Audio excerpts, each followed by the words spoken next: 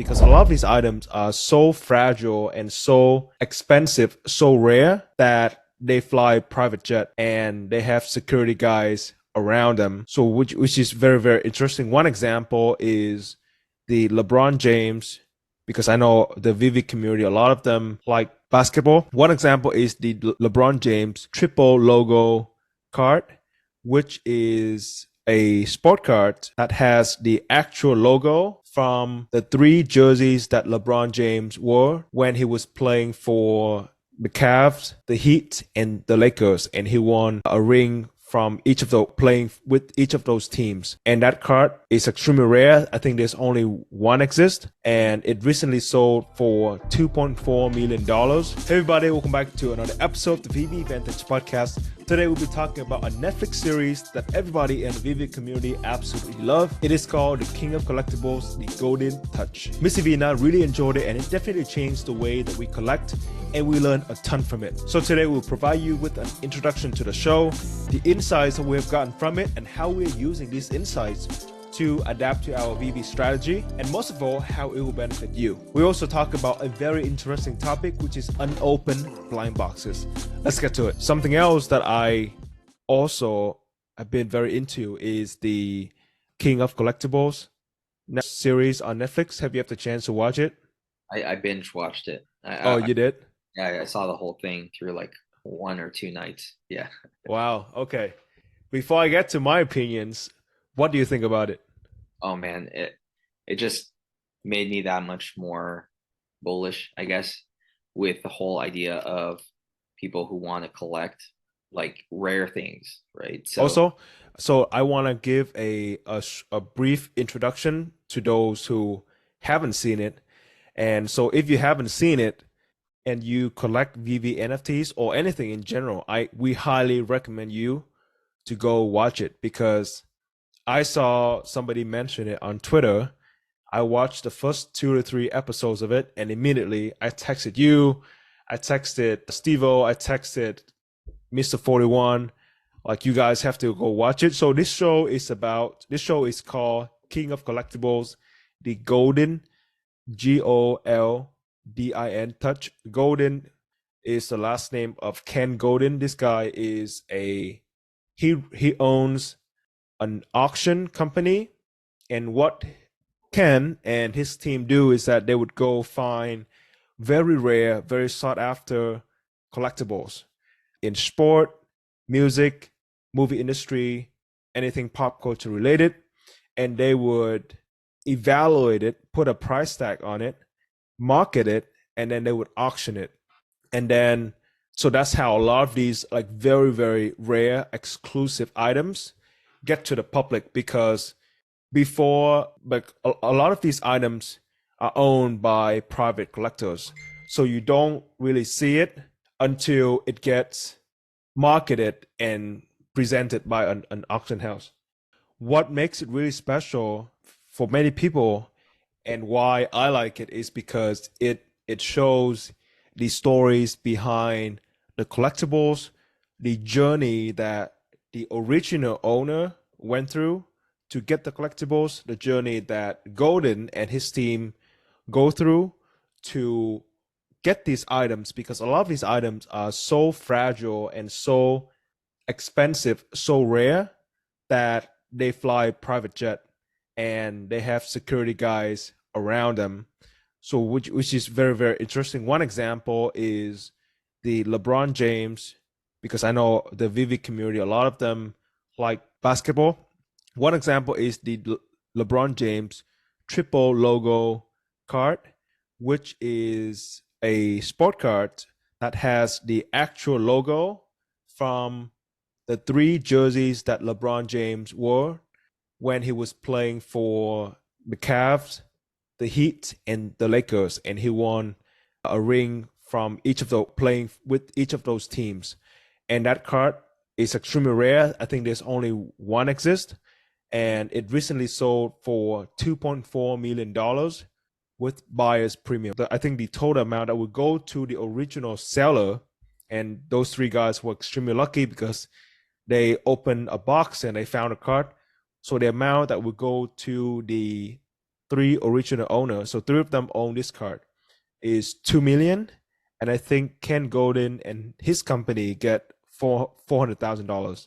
So it's a very interesting show that I highly recommend everybody to go watch. What do you think about it? I loved it. Like anything where like people are kind of like looking through old stuff, antiques, vintage items, anything like that, and then they find that there's some value to them. I think it's pretty interesting. And not that I would actually go through the trouble to do all that stuff, but I find it to be interesting enough. Now, I was watching that, it made me think about how another friend who's not as active today as he used to be, but he had some amazing mints. Him and I were talking about how I mean, we were dreaming when we first got into VeVe and we started to really gain some momentum with collecting special mints. But we were talking about like how we wouldn't sell some certain pieces until actual like those big auction companies would be willing to auction off certain pieces. And we were talking about like how, because he had some mints that would complement my collection and vice versa. We were talking about how we could auction off all of our VeVe digital collectibles together as like a package to increase the value, especially Mm. like because like even with the Pokemon cards that they were talking about during that show, there was I can't remember off the top of my head, but there was like a 3-piece set, right? And that's super difficult to have them all together. And because you sell them as a set, the value of them together goes up substantially, right? Significantly. And then if you were to sell the items separately, then the value of them would go down a lot just because you're breaking a set. So that made me super bullish on what myself and like some other people in the community are actively trying to do. And that's complete sets with the same mint number, whether there's something significant about the number or not, it'll be irrelevant in due time as the burning mechanisms, crafting, as stores do not sell out, all those sort of things play into the overall experience and what's available for future collectors. Yeah, so when I was watching this show, and the reason why I immediately thought of you is because like the collectibles in the show are just so special. And I think in the past we talked about, because you mentioned the set, we talked about how some collectors would want to have the full set of the same mint, because let's say like go back to, let's just say like let's use your infinity gloves, right? If somebody were to buy that 1, 2, 3, 4 completed glove, and he knows that, oh, there is an empty gloves out there with the cement that belongs to somebody else, he will have to spend a lot of time finding it, right? And then negotiating. That would take a lot of time, a lot of effort. And for the people who are able to play this kind of game and pay the premium and have a lot of money, their time is worth a lot of money. So if you have the full set with the cement, like you are having now with most of your collectibles, pretty much, that will save them a lot of time, a lot of money, a lot of effort. And that's why they won't be hesitant to pay you a little bit more to save them all of those resources. It's true. I Yeah, mean, I've experienced that with like other big names in the community who've bought sets off of me. It just makes things a lot easier. And who wouldn't want to have everything like come in a complete package? That's exactly. Yeah. And then a like lot of, like how King Maths bought your four, is it four, or was it 4 or 5 poster? Five? Oh yeah, yeah. Think about that. 5 posters, Disney poster, all the same mint 1313. Imagine if he was able to acquire four, and that last one is somewhere out there, maybe in a random account that doesn't, the owner doesn't log in very often anymore, he's gonna go pretty crazy. Like he's not gonna sleep well knowing that, damn, I am 80% there. I'm only one poster left, and I can't find it. Yeah, that's another thing. Like, you don't know. Like, most of us do not know what's going to be available in the market. As you know, I'm not saying that this is gonna be a thing, like a thing in the future, but with the Disneyland, the Platinum Moments posters, right? The 1923 posters, Mm-hmm. those are out of circulation. Yeah. So you have those 1923 mint numbers for the actual digital collectibles, and you want to match it with the posters, you may not be able to because for whatever reason. So like maybe the company wants to withhold those for future promotional purposes.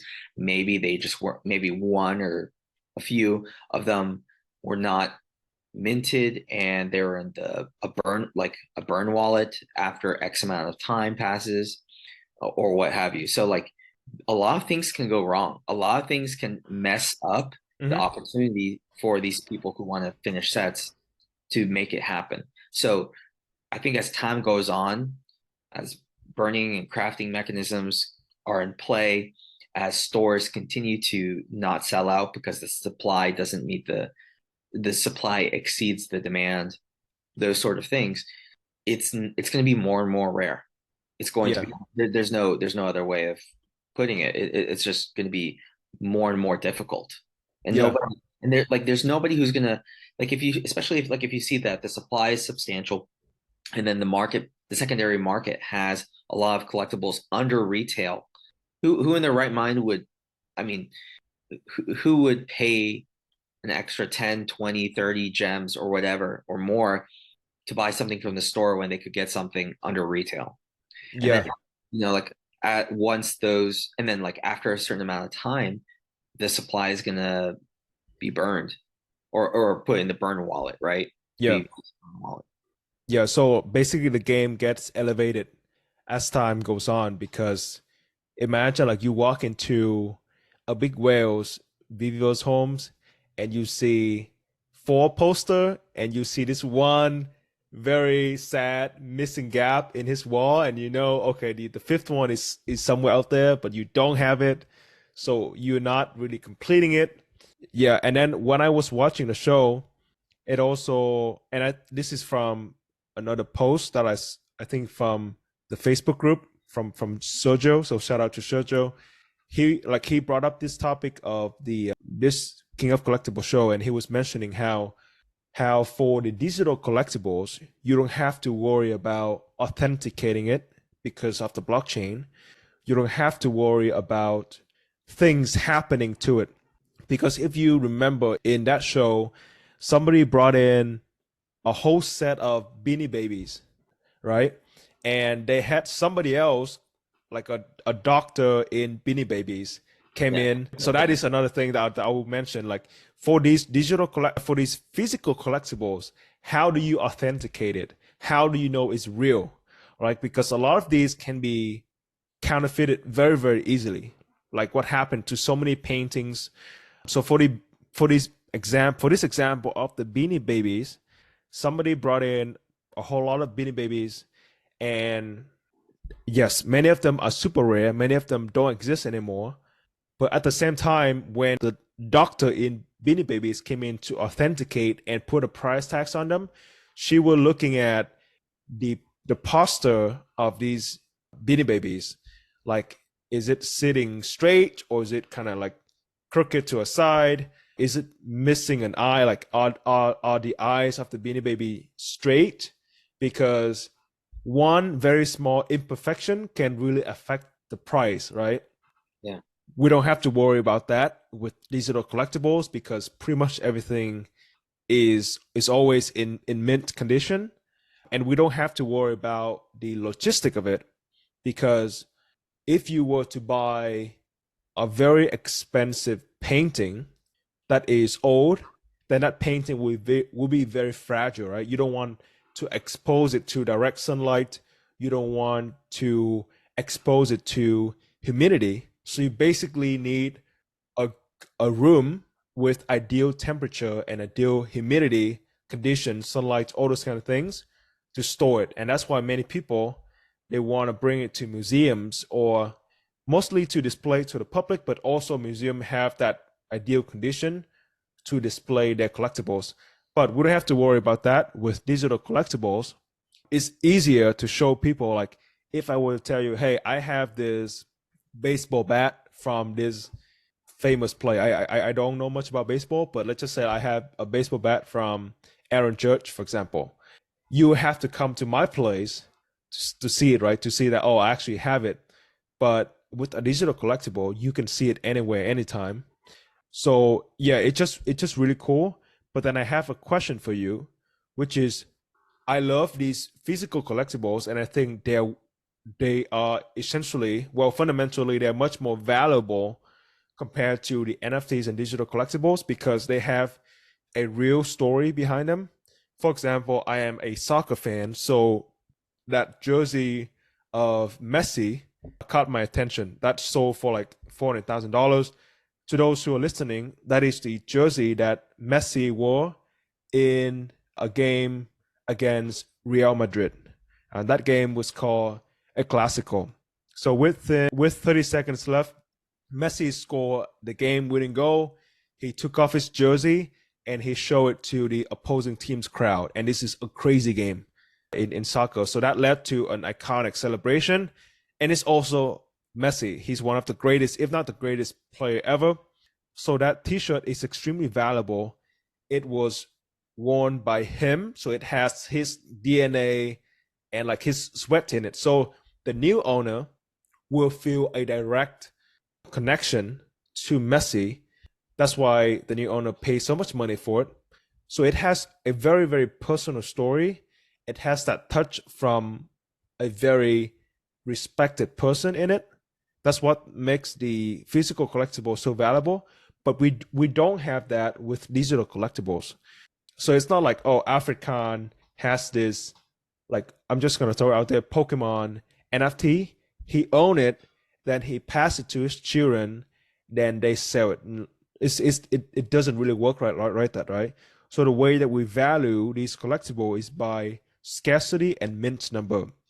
Do you think we'll get to a point where we can incorporate the personal stories or the history of these digital collectibles in a way that will bring their value up to par with their physical counterparts? Yeah, absolutely.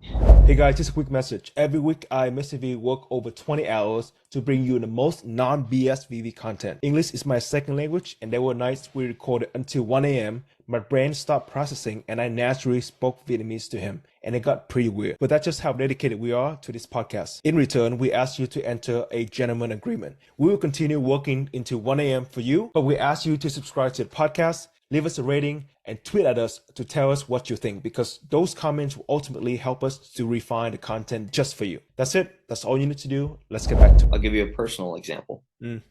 I have a son.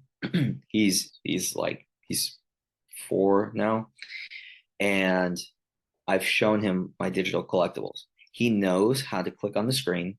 He knows how to project an AR in the room with my big phone, my Samsung Z3 Fold. Like he flips it open, and he sees, like, for example, the Cookie Monster digital collectible. He loves it. He loves it. He loves walking around. He loves seeing Cookie Monster eat the cookies. He loves looking inside the oven. He likes all those little details, especially the he's more of a fan of the animated ones. But when he sees those different characters, he's making that connection with me. It's like I get to share that with him. But now when we go to stores, like if we go to Target, if we see something on TV or whatever, and I may never have shown him a TV show or read him a book about it, but because I mentioned a character or he's seen that character before on my phone, he starts pointing at it and he goes, "What's their name? What's their name?" And then, like, I tell them, and then he just deep dives into it, and he's like, and then he ends up, when when we go to the stores, he's asking for the books, he's asking for the characters, he's asking for all of these things, all because I had it on my phone, like consolidated in one place, right? And now there are these stories developing in my kid's mind, and now for me, I'm sharing something that I enjoyed in a different through a different medium, right? I was enjoying it through the movies, but then I started gathering the digital collectibles, and now there's this dynamic between my kid, myself, and these characters that I have on my phone. It's what's going to end up happening as like because like kids today have access to these digital electronic devices. Mm-hmm. It might be an iPad, it might be on the computer through the web app, it might be through the phones of parents, family members, whoever. But as they become more and more familiarized with these characters and they see that adults or people who are important to them affiliate themselves with these sort of things, Right. they can see their future selves like interacting with these. So, and I was working on a doctorate on motivation, motivation being a huge influence on who we are as people and the direction that we take our lives in. And as soon as I stumbled across VeVe, it checked off so many different boxes. I was like, this makes absolute sense. People see their future selves, engaging with memorabilia of things that make them feel nostalgic, Right. right? Kids, I mean, and this is going to grow on younger generations. And it's when you plant a seed, you just gotta let it grow, right? You take care of it, you water it, you make sure it has plenty of sunlight, blah blah blah. But with kids, this is the real deal. This is going to be a huge thing, And I'm not saying VeVe specifically, but just digital collectibles in general, especially ones that may be projecting in AR, where kids can see it in their living spaces or outside, and it's fun for adults too. Like otherwise, you and I and like other adults wouldn't be paying big amounts for these things that we can't that are not tangible. Yeah. And especially nowadays, the millennials and Gen Z, what they're showing off is online, right? So it's a slightly different kind of way to portray what you have and what you value compared to the older generation. For example, like if you're older, you may collect musical instruments, or you may collect wine, and you would have friends coming over. But then nowadays, if you are like a high school kid or middle school kid, your collection might be your Fortnite skins, and that's very easy to be shared with your friends. And so you brought up a really good example there of how kids this day would value things differently and would value different things compared to your generation and maybe a little bit of my generation as well. So it's going to be very interesting to see how this physical collectible auction industry translates to the digital collectibles. Yeah, for sure. Like, and I'm just thinking out loud. I'm not a physical collectible collector. And then when I came across these digital collectibles, it's obvious that, hey, I don't need to store this in my home. Mm-hmm. I can bring this around with me anywhere. You know, I I hear that example repeating multiple times because in the last interview we did with Simon, he said that he just had a baby, so he doesn't have a lot of space anymore to store his Magic the Gathering cards. So what he wanted to collect, but he didn't. Well, he wanted to collect new things, but he just simply didn't have space. Because if you have a baby, you need a room for the baby, like you need space for the toys, whatever. So that's why he started collecting VeVe. And for you, you just mentioned the issue of space, and that's going to be the same to a lot of these, people who want to collect physical items but don't have space to do it. That's going to be very relevant. yeah, my mind wanders to like, people who live in like packed cities and they're living in smaller and smaller homes or apartments Mm-hmm. or whatever. I think that'd be a great question for any realtors out there. if they've come across people who need more space just for their collectibles and memorabilia and stuff like that. Because I would think that people who end up moving out of the cities need more space for their growing families and stuff, but it also allows them to collect more physical items. So, just some food for thought, what what trends are there? Do people who live in super busy cities in very small spaces, are they going to be more inclined to use platforms like VeVe? Oh, also, I want to bring something up. One of the shows that I see often on TV is called Storage War, where people don't have space in their homes, right? So they would put things in a storage unit. And over time, like they would put like their toys or physical comic books, just random things in the house. Some people put things that they collect, but they don't have space anymore into this storage unit. Mhm. And then they would forget about it, or they would move to a different place and decide, oh, I'm not going to pay for that unit anymore. So that unit will be auctioned to different people who want to take a risk. It's like a huge blind box. You bid for it. Oh, I'm going to pay 1,000, 2,000 for this unit. Like, have you ever watched that show? No, I haven't. Okay, so this is like, if you go, for example, think of a U-Haul, right? Like U-Haul has storage units. Mhm. And let's just say that there is this one particular unit that has not been paid for by the original owner for a while. So it's basically abandoned. What they would do is they would open the door to that unit, let you look inside it. So you would stand outside, you look inside it, you kind of say, okay, so there are these boxes, there is a couch, there might be a half decent guitar, for example, things like that. Then you would think, okay, I value this unit at $1,000. Then you would start bidding with other people, and the winner would get the chance to actually own that unit. And then you would open the boxes, and you would hope that the items in the boxes would help you to break even or even make a lot of money from that. And a lot of people do make money. And I just realized the number of abandoned storage units out there, which is a huge amount because people, get older, they move, they don't care about the things they have collected in the past anymore, so they, just abandon them. And I think digital collectibles can solve that issue. Like, you have 1,000 comic books, you don't have space anymore. Well, with digital collectibles, you don't have to worry about them anymore. So it's just a very interesting observation that I had in mind after I watched the show. I am not gonna do that, but you have me thinking. You have me thinking about like how interesting that could be.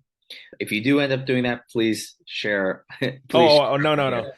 share. I'm I'm not doing that. I'm just interested in the business aspect of it because you are taking a gamble. Like, you're paying $1,000 or $2,000 or even like $10,000 for this unit.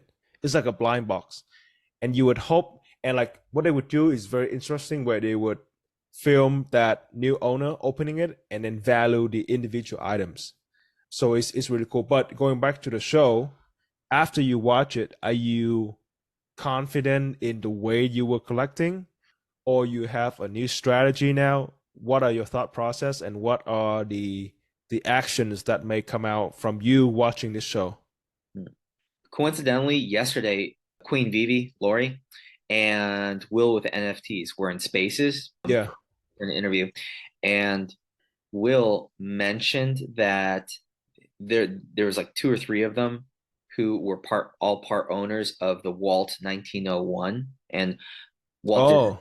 Walt Disney was his birth year is 1901, and there's three of them who are all part owners of it, and they were in talks, I think, with Golden about just trying to see, like, because it was during the hype, like during the start of what, 2022, Mm-hmm. February 2022 or February, somewhere around there.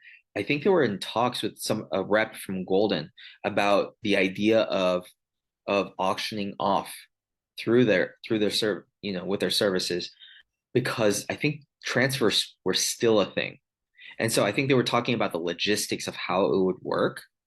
But the fact that they were in talks for doing something like that, and I just found this out like yesterday, made me feel like, there is interest there. This could Mm-hmm. work out, because I mean, like, why else would people put this idea on the table and make things and see how it could work?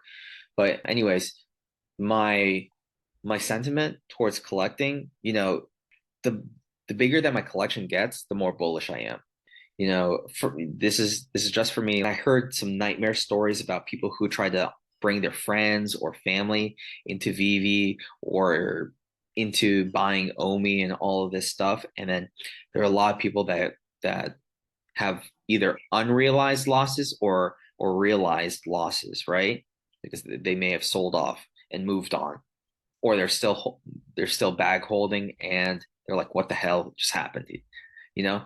And then people are feeling guilty because they encouraged other people to to buy in and collect and all this sort of stuff.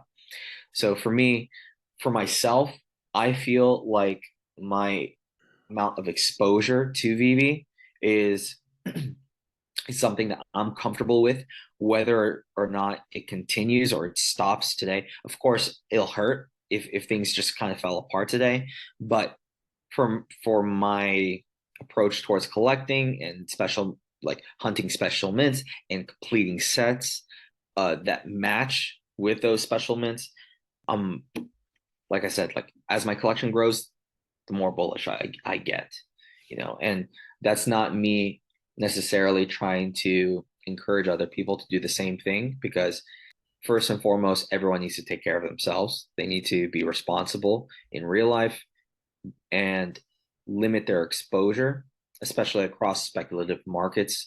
And unfortunately, or fortunately, this is considered a speculative market, So, so in to close my thoughts on your question is, I am bullish. I feel very confident about what I'm doing, because if what I've accumulated, and after accumulating what I have, if VeVe succeeds, then I feel like my collection will be a life changer, for myself, for my family, if I decide to sell, if and or when. Yeah, I think that's going to be very interesting how things play out, because when you watch the show, you realize, well, I realize that there are many more components in that collectible ecosystem.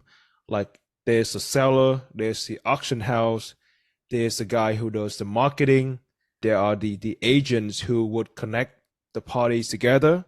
I think the aspect of digital collectibles, when exposed to this kind of visibility, that's going to be pretty wild. So I have another question that came from this show that when I posted on Facebook and Twitter got a lot of engagement, which is, if you notice, a lot of the clips about the trading cards were about the box of cards that have not been opened yet, Mhm. right? So you buy a box of like Pokemon cards. You can open the box and may or may not find a really good card, or you can keep it sealed, unopened, and sell it. What do you think about VeVe implementing that idea? Oh man, you're tugging at my heartstrings.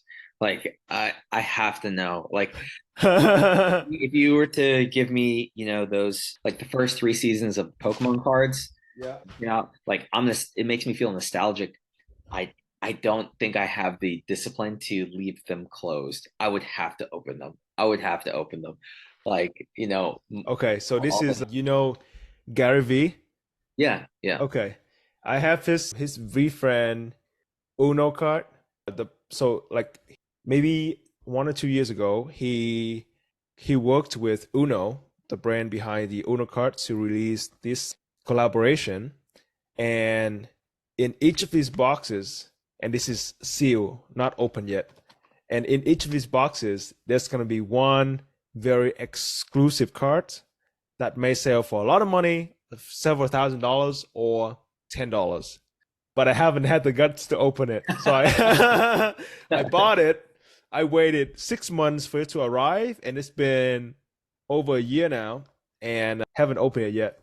So I am on the opposite spectrum of you. Are you gonna? Well, is there any way I could convince you to open it? I think I would. I think I will open it eventually. I'm gonna wait until the bull runs happens, then I'm gonna do it. Nice. Yeah. Oh man, I hope you do it live. You know. So you would actually open it.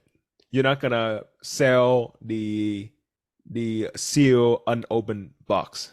Dude, you know what you should do? Like what they were doing on that Golden show with what's his name? Logan Paul? Is that his name? Yep. You could sell, like, okay, you could have bids going on for like, okay, this person, you're bidding on the first card, or you're paying for the first card and second card and third card, so you can cover the cost for it, It's just something to consider. Yeah. So the question that I had on Facebook was like, so you would definitely open it. You're not gonna sell the unopened seal box. No, like, I mean, like my train of thought, and like based on past experiences, we're all gonna pass away. Like, why are we gonna deprive ourselves of the opportunity to be able to enjoy some experience? Like for me, if I could choose between receiving a gift, like like an item, or having a special experience, I would choose a special experience all day. Like if I've never been to this theme park, I would choose that over an expensive item that would probably end up sitting in my home, or I might end up trashing eventually, But for me to be able to have the chance to, you're telling me I could open up a box of Pokemon cards from the first like 2 or 3 seasons in a heartbeat. Like I wouldn't even care. Like $300,000, great. What am I gonna do with that? I'd probably gamble that away, doing, who knows what, playing with, buying into different kinds of crypto, or jumping into new projects. Who knows? But I feel like this is gonna be a very interesting concept. This gamification of an open blind box. Yeah, there's something to that. I agree with you. That would be very cool. That would be very cool. Yeah. I would not keep things closed. I would sure. That's just me. But I think that you're onto something. That is it, everybody. Thank you so much for tuning in. I hope you have enjoyed the episode today. And if you have, remember that gentleman agreement. We will continue working until 1 a.m. just for you. But in return, we ask you to subscribe to the podcast so that you don't miss out on the actionable and valuable insights, everything VeVe and Omi related. Don't forget to give us a rating and tweet at us. So let us know what you think about the podcast so that we can refine the content better just for you. Thank you so much. We hope to see you again next time. Peace.